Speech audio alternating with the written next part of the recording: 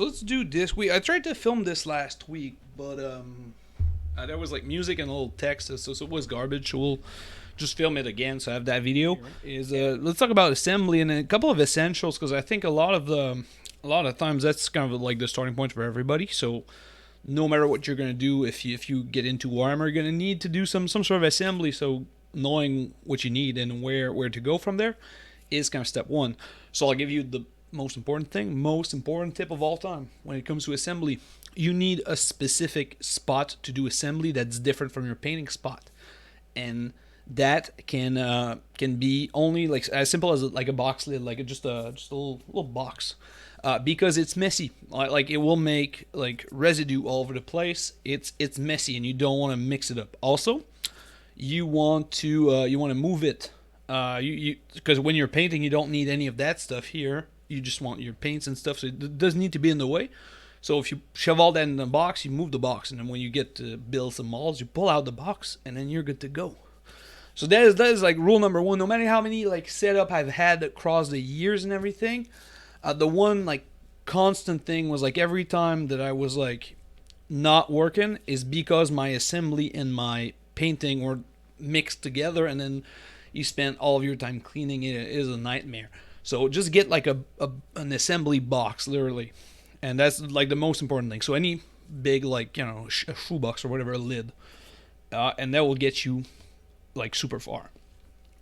And then the essential that you need are really just these three things here. You really don't need much, especially if you're like starting on a budget, because like when you're starting, that's when you have to buy like all the crap because you start from zero, and you need to get to the like the bare minimum. So the bare minimum would be this here. So a pair of clippers, a hobby knife, and then glue of some sort. I like this one, but we'll talk about that more. And that's really all you need to get yourself started. So hobby knife, there's an article, I'll link it in the video, but it's called The Best Hobby Knives You Can Get. Essentially, any hobby knives, these are like dirt cheap. They cost like $3 or whatever, even less. And then you can buy like replacement blade for these. And also change blades, okay? These things should be like super, super sharp. If it's dull at some point, you need to change it because that's when you cut yourself. Okay, it's not when it's sharp, it's when it's dull all the time. So change blades. Change yo damn blades. Now I said it.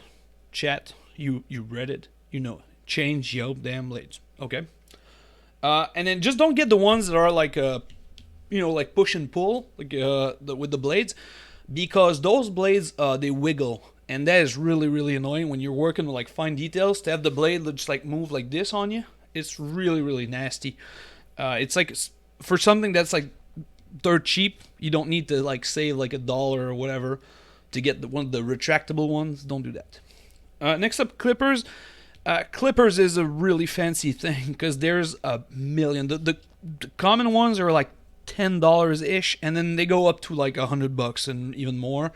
And you don't need the $100 ones. They're more for people that do gunpla, and the I think it's gunpla is the word, because they're all usually plastic colors, so they need to be really precise. What you do need when you buy clippers is to get, and these ones are trashed, by the way. I need to, if a hobby brand sees this, sponsor me. I need clippers, yo. Your boy need clippers. These ones are trash. But what you only need is one that have a flat ending, right? So if you go like into like your toolbox or whatever, you're gonna notice that the clippers like this are rarely flat unless it's by design. That's what you want, because this allows you to go really, really close to the piece you're trying to cut, and not have like a residue. If I were to cut from this side, because that has an angle. This is paint, not blood. Don't worry, we're good. And then the third thing that you need is just glue. Now I like super glue or crazy glue, what you want to call it. It's super cheap and it glues everything. Okay, plastic, resin, metal, your hands, it will glue all of it. Okay, don't care about whatever. So it's kind of nice because it's really all purpose. Now plastic glue is really, really good on plastic, but it only glues plastic to plastic. So that's kind of the little drawback. If you do mostly Games Workshop, it's almost all plastic now, so you're good to go with that.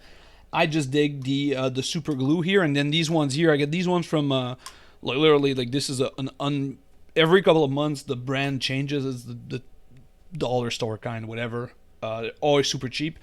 Don't pay extra. There's a video on glue, I think, somewhere in the channel. I'll try to link it somewhere here on top or bottom. I don't know. But so glue, you need some, and then you're kind of good to go. This is really like the three essentials, and then the next thing. Well, this is activator. It goes with this. You want this, the activator. Oh my god, chef's kiss good. Okay, if you use this, you're gonna buy this forever for the rest of your life. You're gonna need this to go with the glue. Okay, never without. After that moment, that one moment, it will change your life. And then the last thing, the next thing, like if I was this is like 25, hardly $25. If I wanted to put like 30, I would buy a mold line remover, and this is basically a little tool. I don't have one handy, sadly, but it's basically flat edges like this, and then you use that to scrape your little mold lines. And it's a really great tool because it lasts you a lifetime. You don't need to change blades every so often, so it's really good for that.